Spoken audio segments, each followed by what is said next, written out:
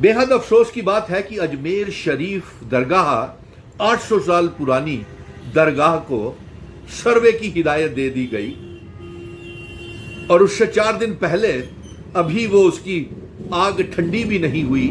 वो मस्जिद संबल की मस्जिद में उत्तर प्रदेश में जो तनाव फैला हुआ है, जहां पे हमारे 5 बेकसूर बेगुनाह गरीब मासूम जाने चली गई और अब नया विवाद खड़ा कर दिया गया अजमेर शरीफ का 800 साल पुरानी दरगाह का।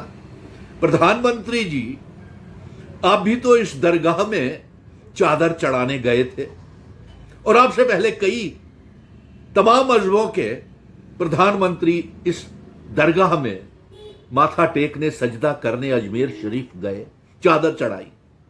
और वो सिर्फ मुस्लिम भाई ही नहीं, तमाम मजहबों के भाई, हिंदू मुस्लिम सिख ईसाइयों को भी, मैंने खुद अजमेर शरीफ दरगाह में गए हुए हैं, जाते हैं, भरोसा है उनका। लेकिन आज ये कौन सी साजिश की जा रही है कि पहले संबल का विवाद खड़ा कर दिया मस्जिद का, वो भी ठंडा नहीं हुआ, अब अजमेर शरीफ का विवाद खड़ा कर दिया। आखिर प्रधानमंत्री जी 1947 में एक कानून नाफिज हुआ था, जब देश का बंटवारा हुआ था, जो लोग उस तरफ जाना चाहते थे सरहद के, वो उधर चले गए।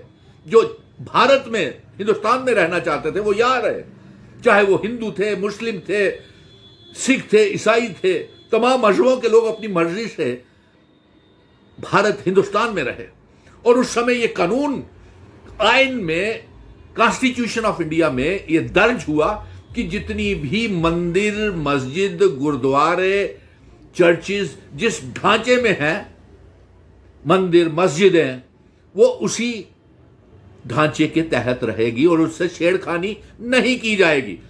लेकिन ना जाने 2014 के बाद यह कैसी सरकार आई है, उससे पहले 75 साल पहले कभी ऐसी बातें नहीं हुई कि मस्जिद की खुदाई की जाए, सर्वेस किए जाएं और मजहबों के बीच में नफरतें पैदा की जाएं, नफरतों की दीवारें पैदा की जाएं। ऐसा कभी नहीं था।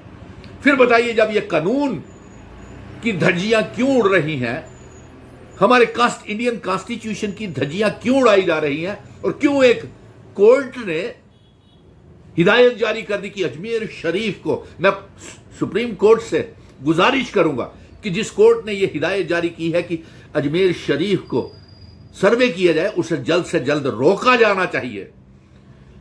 और अफसोस इस बात का है कि प्रधानमंत्री जी, आप क्यों खामोश हैं? ना आपका कोई बयान संबल की मस्जिद में आया, ना आपका बयान कोई अजमेर शरीफ के ऊपर आया, ना बांग्लादेश में जो हो रहा है उसके ऊपर भी नहीं आया, गौतम अडानी के ऊपर भी नहीं आया। अरे जम्मू कश्मीर में भाईचारे का भाईचारा है। यहां हमारे मुस्लिम भाई हमारे पालकियों में, घोड़ों पे, खच्चर पे ले जा करके अपने गले से लगा करके बच्चों को माता वैष्णो देवी के दर्शन कराते हैं, अमरनाथ बाबा भोले बर्फानी महादेव के दर्शन कराते हैं, हाँ, अमरनाथ की यात्रा में।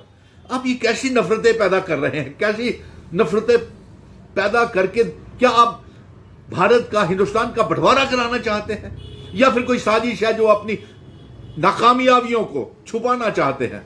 क्योंकि देश को 2014 के बाद सिवाय बेरोजगारी के, गरीबी के, महंगाई के और कुछ हासिल नहीं हुआ। तो लोगों को, देश के लोगों को मजहबी राजनीति में डाल दो, उनका बंटवारा कर दो, इसलिए आप ये कर रहे हैं। और अफसोस की बात यह है, मैं सुप्रीम कोर्ट से फिर से गुजारिश करूंगा कि इसका असर हमारे जम्मू कश्मीर पे भी हो सकता है, पूरे देश को कमजोर हो सकता है, और एक ऐसे माहौल ना क्रिएट किया जाए, पैदा ना किया जाए, जिससे ऐसे हालात हों और मजबूरन अगर इसको रोका नहीं गया, इस सर्वे को रोका नहीं गया अजमेर शरीफ के, तो भाईचारे को कायम रखने के लिए मैं भूख हड़ताल के ऊपर भी बैठूंगा, क्योंकि हम हिंदुस्तान को मजबूत भारत बनाना चाहते हैं, मजबूत हिंदुस्तान बनाना चाहते हैं। और ये नफरतें जो पैदा करने की कोशिश की जा रही है, जो नफरत की दीवारें खड़ी की जा रही हैं, ये सर्वेस करा करके ये मजहबों के बीच में तनाव पैदा किए जा रहे हैं, एक लकीरें खींची जा रही हैं, वो नहीं होने देंगे। जय हिंद, जय भारत।